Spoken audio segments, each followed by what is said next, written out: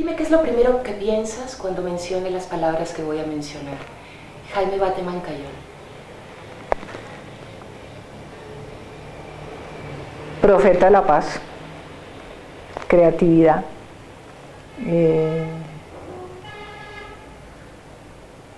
revolución.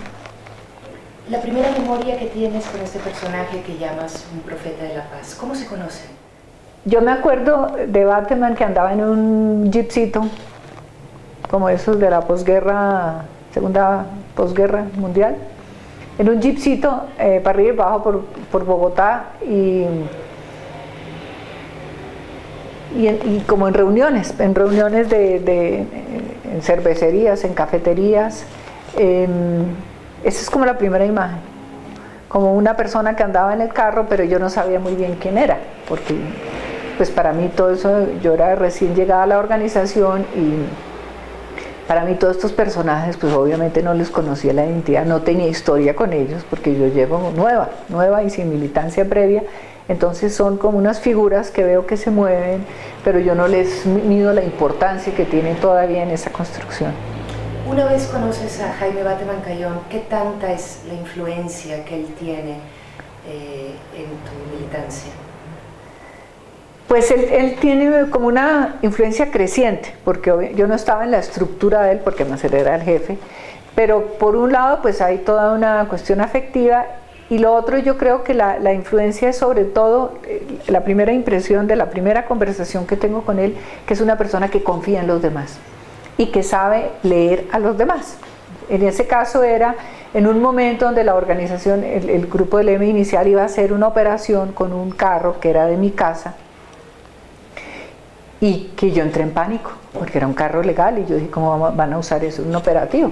Y yo me eché para atrás, ¿cierto? En otro contexto seguramente se dice, uy, pero esta no está comprometida. Pero la reacción que tuvo Bateman concretamente, que me llevó a tomar un tinto o una Coca-Cola, y me dijo, mire, tranquila, más adelante la buscamos a ver, y miramos, tranquila, porque yo entré en pánico. Entonces eso para mí, eso realmente me llevó a entrar al M o a vincularme, a comprometerme posteriormente, porque sentí que uno tenía el derecho al temor, a las dudas, y que había una confianza, y yo creo que eso es importante, y un saber leer a las personas como un proceso. ¿Cuál era la visión que él tenía de Colombia en esos momentos? Estamos hablando de finales de los años 70, principios de los 80. Es una lectura muy de la Colombia como es, no es del deber ser, desde sus potencialidades y desde la necesidad de incluir y de hacer una propuesta que respondiera al país. De hecho, no meter al país en una propuesta, sino una propuesta política y revolucionaria que respondiera al país. Y era y sobre todo una mirada incluyente. Yo creo que eso es muy importante, y una idea que es muy importante es como que esto es un proceso de construcción y no estamos trabajando con la gente perfecta, ni la ideal, sino la que es. Y de acuerdo a eso la organización se tiene que acondicionar a eso. Hablaba, por ejemplo, que la necesidad de que tenía que ser un ejército de millones.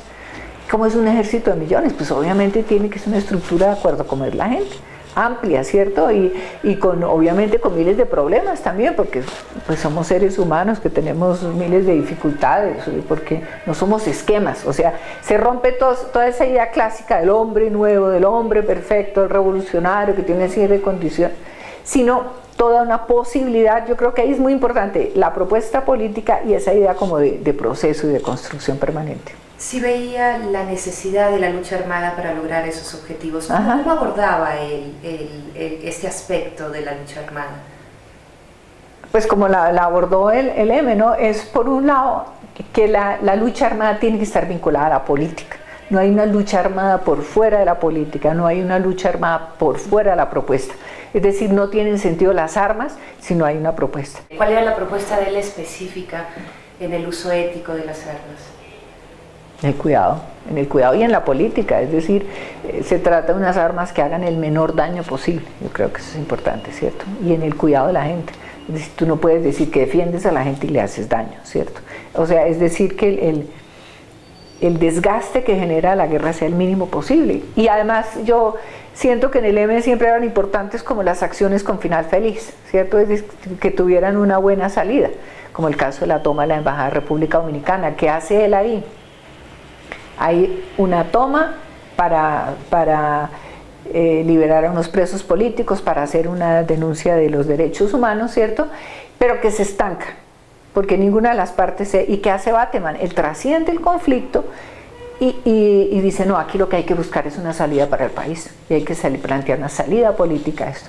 Fíjate que es la primera vez que en este país se habla de salida política negociada, ¿cierto? ¿El hombre y el líder eran distintos? Hay todas las paradojas que puede tener el ser humano, pero yo creo que ante todo la búsqueda de Bateman era ser auténtico. Y era también desmitificar. Fíjate que un dirigente que se deja el afro, eso es romper el concepto clásico revolucionario. ¿Qué eran los revolucionarios clásicos? Con boina, con barba, con una serie de cosas, pues él rompe todo ese esquema, ¿cierto? Entonces, es decir, ese desparpajo es un líder que es una forma de liderazgo diferente, ¿cierto? Que desmitifica al líder. Un líder que quería como himno del M-19 un vallenato. La ley del embudo, sí. Imagínate. Entonces no era un himno marcial, ¿cierto? Aunque obviamente Bateman sí era un tipo muy disciplinado y muy jerarquizado, también de mucha jerarquía, o de mando. O sea, tampoco es que él fuera así tan... ¿Cómo se llama eso? No tan igualitario, ¿no? Él era el comandante, ¿cierto? Y se emberracaba como comandante, pero de todas maneras desmitificaba eso a la vez. Entonces eso es bacano, es decir, esa manera de desmitificar, pero por el otro lado también saber ocupar su lugar. El gobierno del presidente Santos y las Fuerzas Armadas Revolucionarias de Colombia están conversando en La Habana. Tú que conociste a Jaime Bateman, ¿qué pensaría él de este momento específico y de las posibilidades de la paz que tiene o no Colombia ahora? Le apostaría, le buscaría contribuir, le parecería muy importante porque es un paso histórico, muy importante, ¿no? Pues además porque él conoció todo ese proceso de las FARC, entonces creo que ayudaría además como a identificar claves, ¿no? Creo que sería importante. Un día de abril hay un accidente en una avioneta y muere Jaime Bateman Cayón. ¿Cómo te enteras tú de esto? Pues yo estaba en Panamá con unos compañeros esperando que él llegara. Y entonces, porque él iba precisamente a los primeros diálogos de paz en torno a la amnistía, él iba a llegar y había una tormenta y no llegó.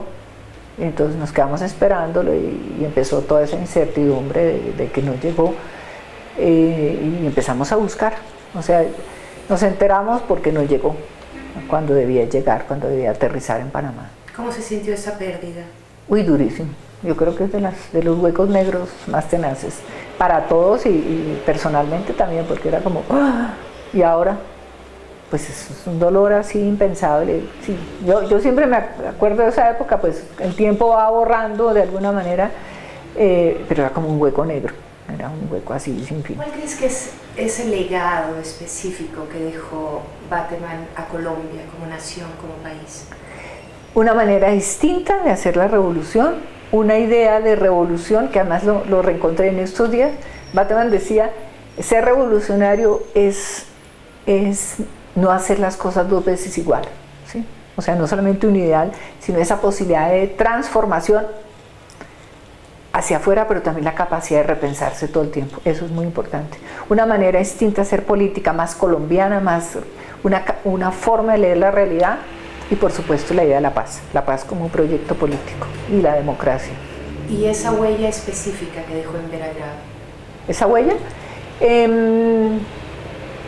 La confianza en la gente, la confianza en las posibilidades y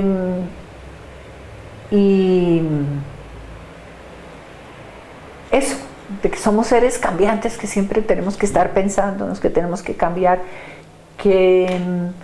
Y para mí el tema de la paz sí es fundamental y esa actitud desde el sentido común, buscar resolver las cosas, buscarlas resolver, no solamente criticarlas sino resolverlas. Yo creo que eso es fundamental y obviamente la apuesta por la gente y por los cambios grandes y por los cambios chiquitos, ¿cierto? Y como sí, la apuesta por lo posible.